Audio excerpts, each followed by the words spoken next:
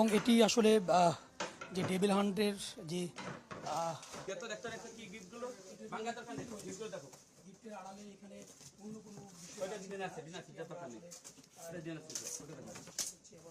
সেটি দেখার জন্য মূলত সেনাবাহিনীর সদস্যরা চেষ্টা করে তাদেরকে কেউ ওই পাশে বস্তি থেকে যে মাদক সেই মাদকের যে বিষয়টি সেটি কিন্তু উদ্ধার করা হয়েছে। ওদিকে আরো রুম আছে,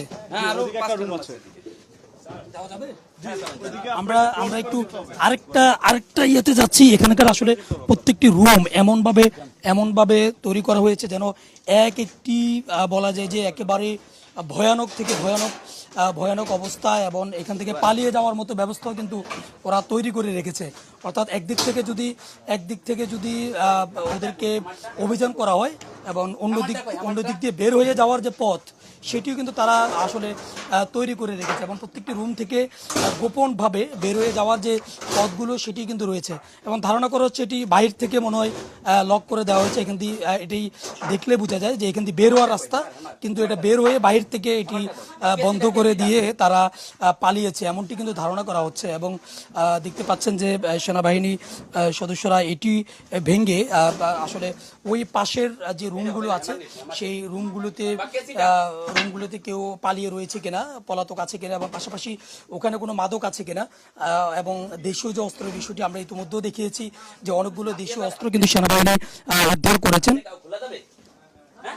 উদ্ধার করেছেন সেই দেশীয় অস্ত্র রয়েছে কিনা সেটি কিন্তু দেখার চেষ্টা করছেন। এবং আমি যেমনটি বলছিলাম যে প্রত্যেকটি এক একটি কক্ষ থেকে বা এক একটি তাদের যে কামরা এগুলো থেকেই কিন্তু আরেকটি জায়গায় যাওয়ার যে রাস্তা সেটিও কিন্তু এরা করে রেখেছে। অর্থাৎ পালিয়ে যাওয়ার মতো যে সমস্ত দরজাগুলো রাখা দরকার, জানালাগুলো রাখা দরকার সেগুলো কিন্তু রেখেছে।